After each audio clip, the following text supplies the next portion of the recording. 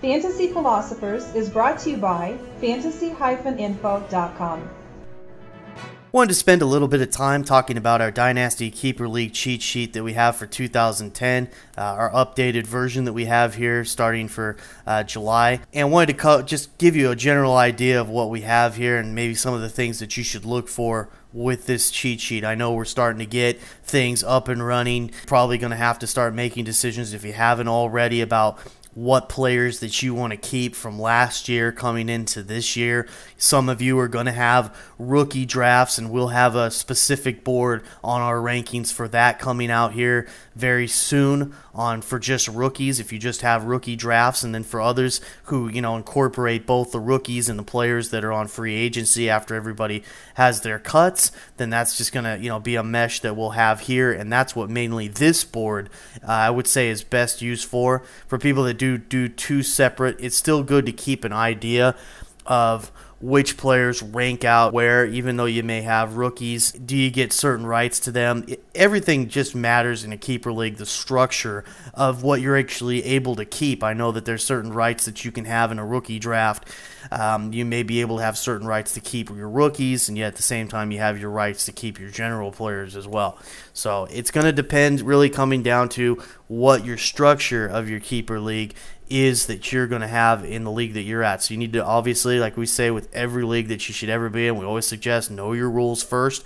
This is your first year in your keeper league, then you definitely want to pay even more attention to those rules. And for the people that have been around, just make sure that, obviously, if you're in a private one, if you guys have any changes, see how that's going to affect the team that you have right now, because everybody's a little bit different. You all have different players. So different things to keep in mind. When you come into something like that, let's look at a guy like Wes Welker even.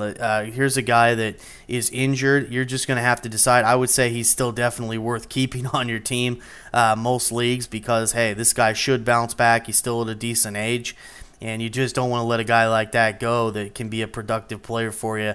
It doesn't look like Tom Brady's going to be leaving the Patriots, and he shouldn't be leaving there really anytime soon, I would think.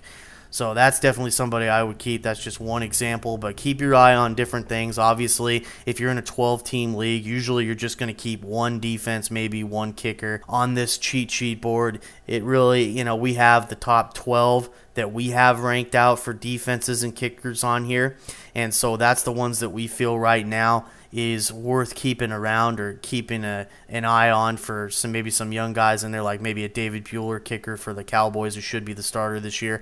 Guy to keep in mind because that offense should be good for years to come, and he's a nice young kicker with a nice big leg. So there's a guy worth keeping. We got him ranked as the 12th kicker to take a look at, but definitely a name worth keeping an eye on when you get into those drafts, and I seriously doubt anybody's got him. We definitely have the Jets ranked out as our top defense right now. I just think assuming Darrelle Revis stays with this team over the years, then you've got the top shutdown corner in football on this team for years to come. I know there's some contract issues there, but I think that'll get worked out. New York Jets, they've got money, and at the end of the day, I think something will get worked out. So those are things to keep in mind with this cheat sheet. That's just a general idea. Again, remember how many guys that you can keep in a certain position. A lot of times for tight ends, kickers, defenses, quarterbacks, it may be just one guy outside of what you can maybe have rights to as rookies. So those are just things to kind of keep yourself familiar with, and use this cheat sheet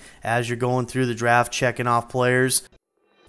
And once again, we just want to let you know that if you're listening to this out there on the internet, maybe on YouTube for a video, we've got this, what we're talking about here, available for you. There's a link. It should be a link at the bottom of where this video is at, right underneath the text. And you can click on that link. You can go over and you can download this information that we're talking about. You can print it out for yourself to use at your draft. We have that available for you. And if you're also listening to this on a podcast, maybe like Podbean, Media, any one of those, Blueberry, any of those type of places, that should also be incorporated. There should be an article with this as well, and there should be some type of link there for you to get back to the specific page that we're talking about for this cheat sheet or mock draft that we happen to be talking to you about right now. Good luck this season, and we hope that this information helps you have success. For more fantasy football information, go to fantasy-info.com and sign up for our free e-newsletter. Good luck in your 2010 Fantasy Football League. As an added bonus, the Fantasy Info guys will include their 5 secret tips for success in fantasy football.